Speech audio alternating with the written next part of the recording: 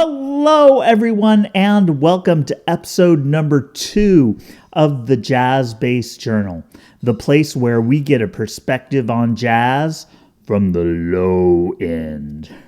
My name is Chip Boaz, and I'm thrilled to be back here with you to talk a little bit more about walking bass lines.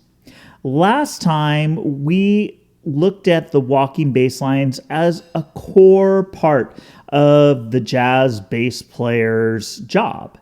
And we looked deeply at the 3 elements of that job description, which reads, when we're walking a bass line, we've got to create a rhythmic and harmonic foundation which defines the form of the song. Now, that's powerful stuff. And like I said last week, if a bass player is doing that right, you could take out the rest of the rhythm section and still be able to play the song. That's pretty cool. And to do that, we really need to understand each one of those 3 elements really well. So today I'm going to start digging into the first of those 3 and talk a little bit about rhythm and see what we can do to make this happen.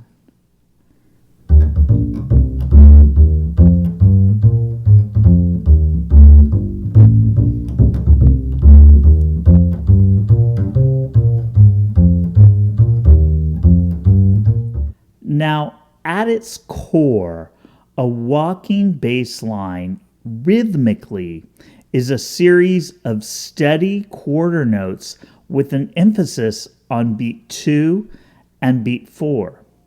You'll hear how that really connects into the drums if you're playing along with the drummer and they're got ding, ding, da, ding, ding, da, ding going on the cymbal. You'll see them clapping that hi-hat on 2 and 4. It's always important to be aware of what the drummer's doing in whatever style we're playing. And in this case, we're really locking directly in there. So if we lay down those straight quarter notes and mimic that accent on 2 and 4, we're going to have a swinging bass line. Now, before we do anything in terms of how that fits into a song, just take a look. You can practice by just playing open strings. Like you can start on that A string and give a steady quarter notes, just making sure that you get that accent on 2 and 4. Make those notes nice and long. Go to the D string. Get that accent in there, right? Back to the A string. Yeah, the E string, D string, A string.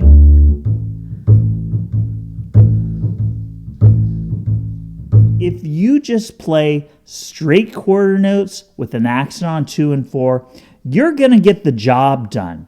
Now, let's apply that to a song and see what that sounds like. I'm going to use the first 8 bars of a great jazz standard called There Will Never Be Another You. And I'm only going to play straight quarter notes with that accent on 2 and 4. Check it out.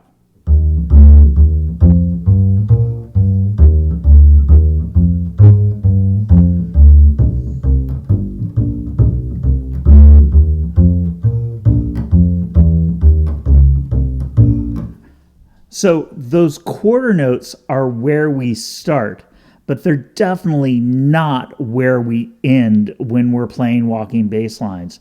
It's always important to really vary that rhythm.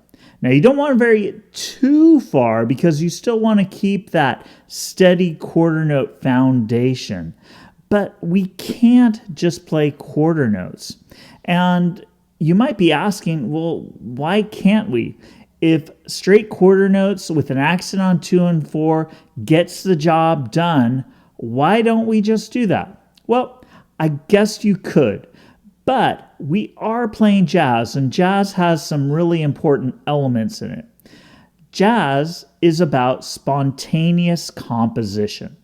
Okay, the rhythm section generally knows chord changes, they know what sort of rhythmic groove they're working with, and they're improvising their parts as they go. That means that they're drawing on prior knowledge to constantly make the song evolve over the course of a performance. To really do that, you need to be able to vary all your different elements. You need to be able to vary rhythm. You need to be able to vary harmony. You need to be able to vary the way you approach outlining the form of the song. And that will really lead to a great shape in a jazz performance. And the bass player plays a big part in that. Now, the other reason why you really want to think about varying the rhythm of your bass line is jazz is about personality. When we think of jazz, we think of some very distinct personalities.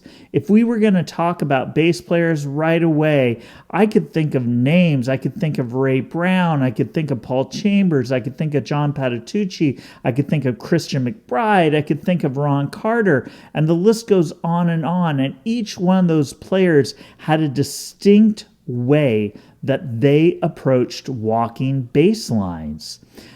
Rhythm is a big part of that, and the choices you make in varying rhythm is going to be a big part in defining your personality as a bass player in jazz. So for those two reasons, it's really important to look at some rhythmic variations to that straight quarter note feel. There are lots of rhythmic variations that you can put into a walking bass line. But since we're kind of starting at ground zero and working our way up from there, I'm going to talk about a really basic rhythmic embellishment and some ways that we can kind of alter that rhythmic embellishment to do some interesting things and really open up our vocabulary right away. So I was talking about straight quarter notes on a line. What if we varied some of those quarter notes with eighth notes? Now, you can do lots of different things with that. You can take one note and vary it. So I'm going to play, say I was going to play straight quarter notes, something like this. Right there. What if I doubled some of those notes up?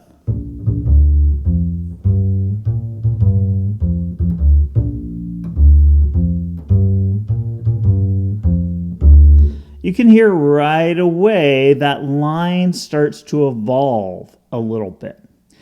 Now, your placement of those eighth notes is really important. If you put too many eighth notes in there, your line starts evolving into something else. Like, take a listen. I'm going to play a little bit. I'm going to play that same line, but I'm going to put eighth notes on every note.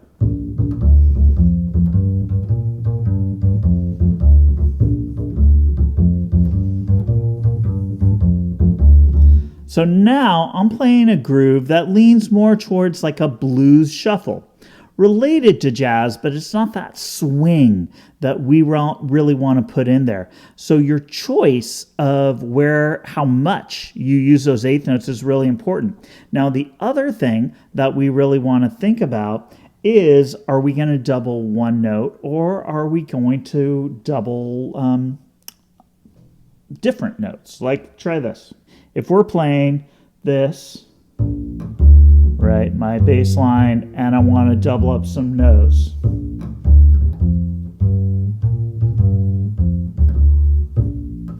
I'm moving between notes in that rhythm. So let's check it out. Let's go back to our standard, There Will Never Be Another You. I'm going to play the same series of quarter notes I did, but I'm going to tastefully, hopefully, put in some eighth note variations. Check it out.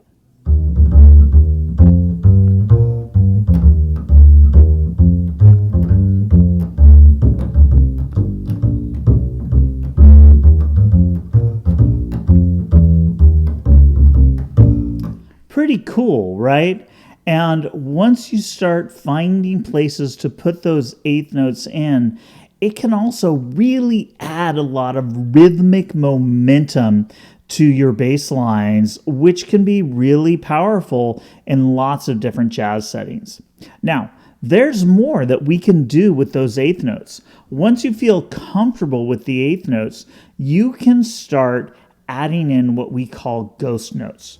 Okay, so if a normal note is this right here, I'm hitting the open G string. If I put my hand to mute that G string and still pluck it, we get a muted note, which I tend to call ghost notes. Now, that adds into eighth notes by taking one of those two eighth notes and making it a ghost note. So if I'm playing my straight quarter notes again, right, I might play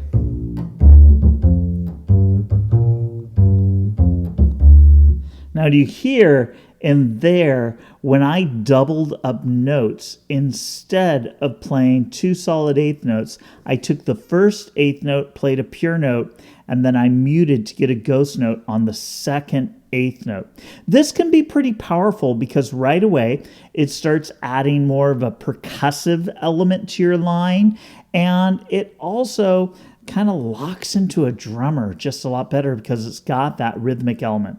So let's go back to There Will Be Another You, and I'm going to add some ghost notes into that same line that you've heard a couple times now. Here it is.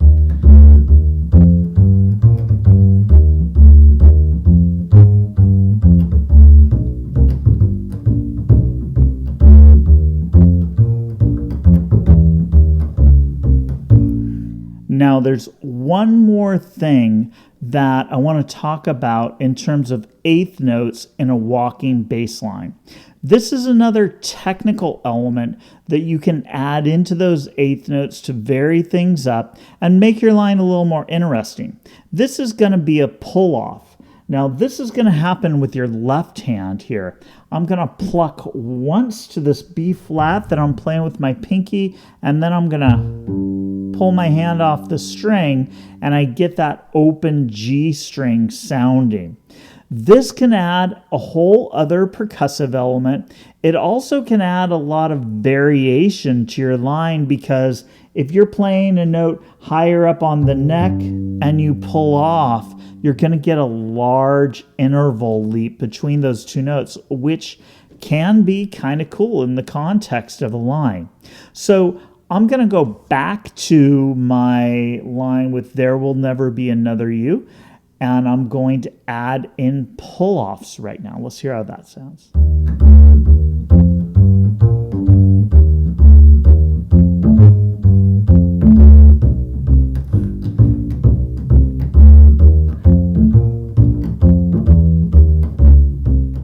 So we looked at some common approaches to rhythm in a walking bass line. Really important to get that steady quarter note with accent on 2 and 4. That's your bread and butter. That's your bottom line walking bass line. And then eighth notes are a good way to start varying the line. Now, we're only scratching the surface there. There are a lot of other common rhythmic variations that you can put into walking bass lines.